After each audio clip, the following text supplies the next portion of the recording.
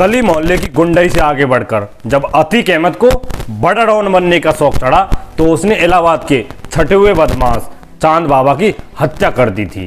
कुछ उसी तर्ज पर 3 बदमाशों ने बड़ा माफिया बनने की ललक में अतीक अहमद और उसके भाई अशरफ को मौत के घाट उतार दिया। अगर आपको इस वीडियो का पॉइंट समझ में आता है तो इस वीडियो को अपने दोस्तों के साथ शेयर कीजिएगा। अगर नए हो तो चैनल को सब्सक्राइब जरूर कीजिएगा।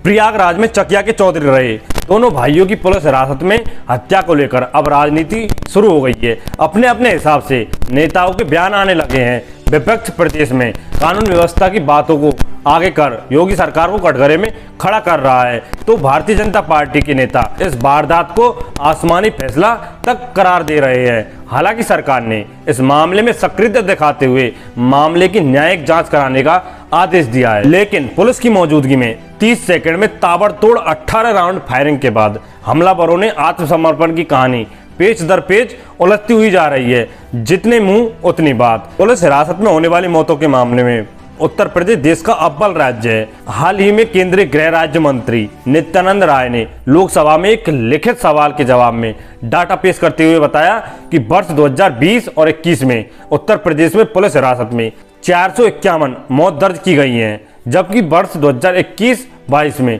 यह संख्या बढ़कर 501 हो गई। पुलिस हिरासत में हुई मौतों की शिकायत की जांच करने की बात पर केंद्र सरकार हमेशा दो टूक जवाब दे देती है कि पुलिस और कानून व्यवस्था ऐसे विषय हैं जो संविधान के राज्य सूची के अंतर्गत आते हैं। हालांकि अतीक और उसके भाई अशरफ को मौत के घाट उतारे जाने के बाद देश की जनता जय जयकार कर रही है। टीवी चैनलों पर इसे लाइव दिखाया गया। अतीक और अशरफ की हत्या की आखिरी 5 मिनट की कहानी हर जगह उपलब्ध है, लेकिन रात 10:25 पर अतीक और अशरफ को लेकर मेडिकल जांच के लिए पुलिस टीम कॉल्विन अस्पताल में एंट्री करती है।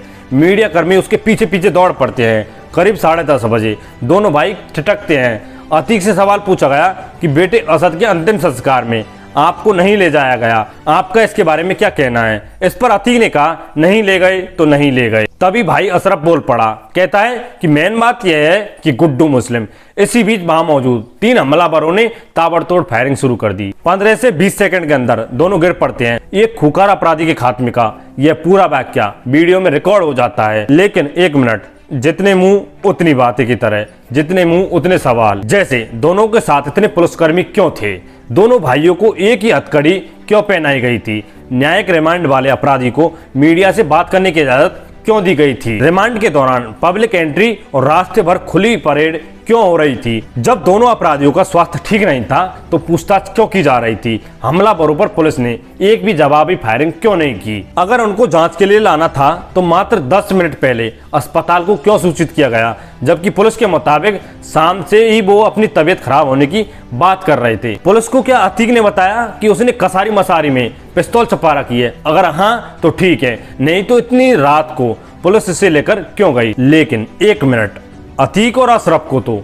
यूपी एटीएस और प्रयागराज पुलिस ने 4 दिन के रिमांड पर लिया हुआ था। दोनों भाइयों से करीब 23 घंटे पूछताछ की जा चुकी थी। दोनों से करीब 200 सवाल पूछे गए थे। अब सवाल यह है कि इन सवालों में सही क्या है और गलत क्या है, इसका जवाब तलाशने के लिए थोड़ा पीछे चलना चाहिए। 70 से 80 के दशक तक इलाहाबाद में 2 राजनीतिक परिवारों का बोलबाला था। एक खेमा हेमवती नंदन बहुगुणा का था तो दूसरा खेमा राजेंद्र कुमारी वाजपेयी का था। दोनों जगह दरबार लगता था। आम लोग अपनी फरियाद लेकर आते थे और उसे मदद भी मिलती थी। समय का पहिया घूमा। सन 1984 में हुए लोकसभा चुनाव में अमिताभ बच्चन के हाथों हुई हार का सदमा बर्दाश्त न कर पाने के कारण बहुगुणा जी का इंतकाल हो गया। कुछ समय बाद राजेंद्र जी भी नहीं रही। परिवार की कमान अगली पीढ़ी के हाथ में आ गई। दोनों परिवारों के शहजादे शेखर बहुगुणा और अशोक वाजपेयी गली मोहल्ले के रंगबाज सुविधा के मुताबिक सलामी बजाने लगे। लेकिन कभी विद्यार्थी परिषद की राजनीति करने वाले इलाहाबाद विश्वविद्यालय के छात्र नेता ने खुलदाबाद क्षेत्र के लफंगे चांद बाबा छम्मन मियाँ को भी दरबार का रास्ता दिखा दिया। राजनीतिक साथ मिलते ही चांद बाबा की चांदमारी दिन दुगनी और रात चौगनी बढ़ने लगी। चांद बाबा की दादागिरी पुलिस पर भी भारी पड़ने लगी। विरोधी खेमे का कारोबार भी प्रभावित होने लगा। ऐसे में चांद बाबा से निपटने के लिए खाकी और खादी के गठजोड़े ने अतीक मियाँ को खोज निकाला। पुलिस की निगहबानी में कोतवाली के ठीक सामने मुठभेड़ की गई। चांद बाबा मारा गया। कुछ दिनों बाद अतीक ने चांद बाबा के दाहिने हाथ छम्मन की मुंबई में हत्या कर दी और दहशत फैलाने के लिए लाश को इलाहाबाद मंगवाकर सरेआम टांग दिया। अतीक के अपराध का सिक्का चल निकला। बढ़ते दबदबे के साथ हर अपराधी की तरह अतीक ने भी राजनीति का चोला धारण करने का मन बनाया। ये वही दौर था जब राजनीतिक दलों के दरवाजे अपराधियों के लिए पूरी तरह से खुले हुए थे।